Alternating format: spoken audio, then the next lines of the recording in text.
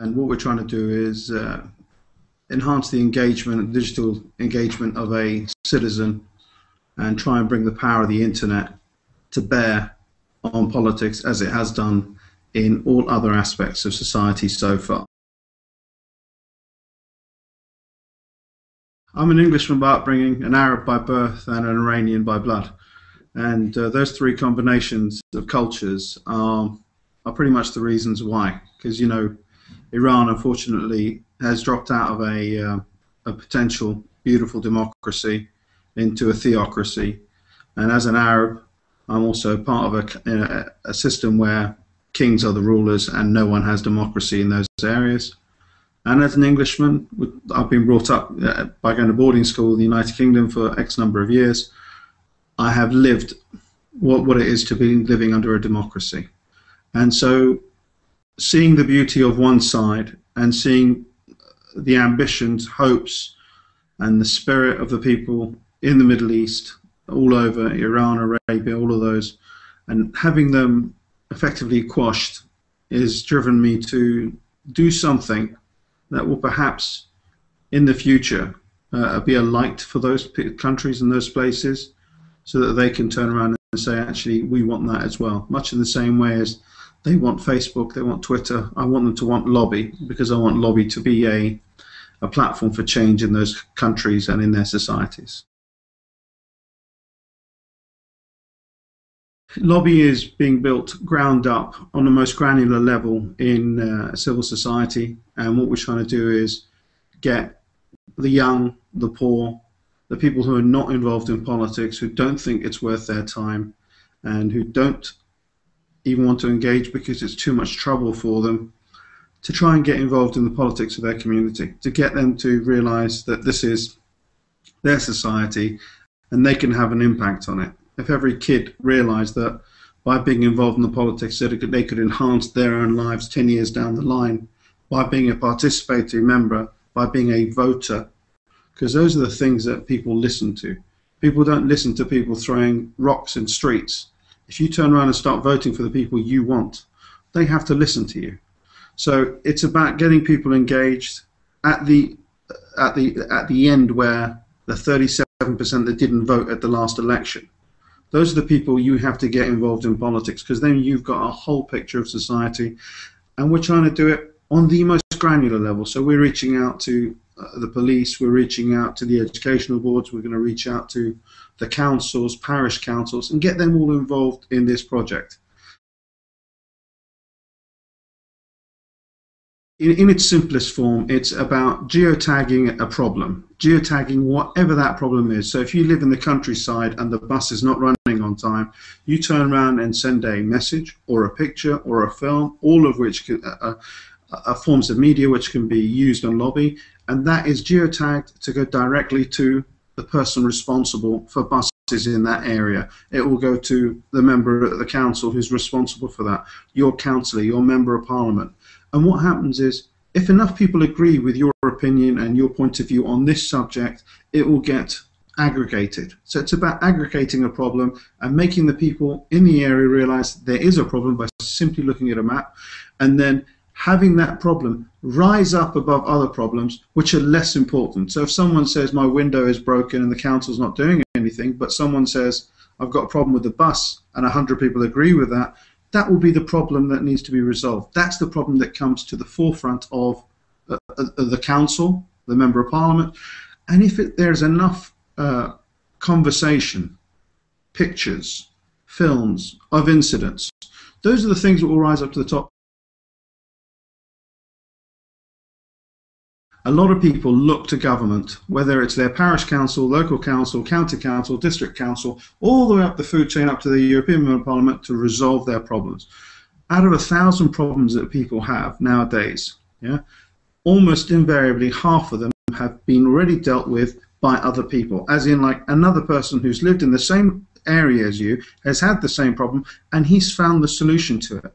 So it's really about airing your problem and having that problem resolved hopefully in your own community. And if it's not resolved in your community, then it'll go up the food chain to the various people. Because if I turn around and say, well, actually I resolved my problem like this, and it's a solution that stays on Lobby, and it's not going anywhere. Other people can turn around and do a search or do another problem, and someone can tell us, actually, what's his name? Mick had a problem, and it was dealt with within our own sort of area. We dealt with it ourselves. What it does is it stops the burden of letters and emails going further and further up the food chain. I've spoken to members of Parliament. They're receiving 1,000 emails to 1,000 letters a week. Some are receiving 8,000 letters a week. Now, can you imagine that these members of Parliament were having to do nothing other than replying to emails and letters? At 8,000, they'd be able to do nothing else. Even if they have like 1 staff, 5 staff, 6 staff, that will bury them. So what we're trying to do is stop that. We're trying to lessen the burden on them, and if people can find solutions to their own problems, then they don't need to take it any further up the food chain. As people get more mobile devices, as people get more smart devices, they're going to be involved in their community. So what we have to do is we have to set up a management system for all of this data to be fed to the police correctly so that they have an opportunity to deal with it, to the councils, to the members of Parliament. All of these groups of people have to understand that it's not Lobby that's still going to be doing this. People are going to have phones, and they're going to feel very frustrated when things don't get dealt with. So the best thing to do is work out a system and a management system that works for them, that will work for the members of the public, so that both sides are getting satisfaction.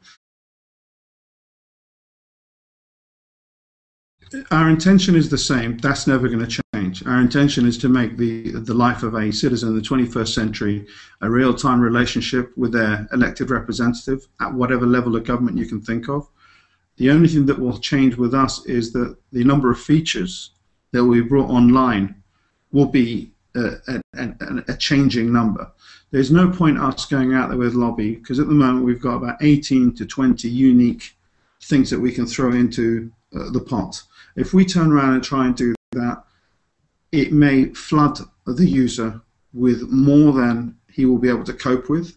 It may also flood various other, institutions with things they don't know. What we have to do is we have to slowly build the lightest weight platform that allows people to come on board and see what it's like, and to have a relationship with Lobby that they understand. If we turn around and roll out Microsoft Word the way it was rolled out in 2013 and expect the guy in 1970 to understand it and have the familiarity with it, it will never work. People will just be put off with it, and that's it. So we're going out very simple, but there is no way that Lobby is staying the way it is on its first iteration. We've got an 18-month plan and a 36-month plan for different things that we're going to be bringing in every 6 months. But it's something that every platform does, or every movement has, and it's part of the growing of your community. You know, at the end of the day, we all start with something, and if suddenly we realize that there's a demand by the users to have certain aspects of the platform shine or do other things, we will be able to adapt and build that. Out of my Facebook, I don't have a single person who's my neighbor. Not a single person of my friends is actually within the same road as me. So what Lobby is going to do is, it's going to let you know who your neighbor is. It's going to allow you to turn around, if they choose to let you know, that is, by the way. It's not a thing where everyone knows who everyone is. It's you decide whether you want to be known or not. But at the end of the day, what we're trying to do is get people who will feel like it's a fractured society we live in. A lot of people don't know their neighbors. They don't know the problems their neighbors have. They don't know the issues that they're going through, whether it's a divorce that's just taken place, or whether it's another problem that's going to be impacting them as a family. There's got to be support in this area for those people. And it's also about, the good things that happen in the neighborhood. Things that that you're going to take part in, that will turn around and say, your neighbors are actually, let's go and do that together as well. And it's about creating an environment of action and people to be involved.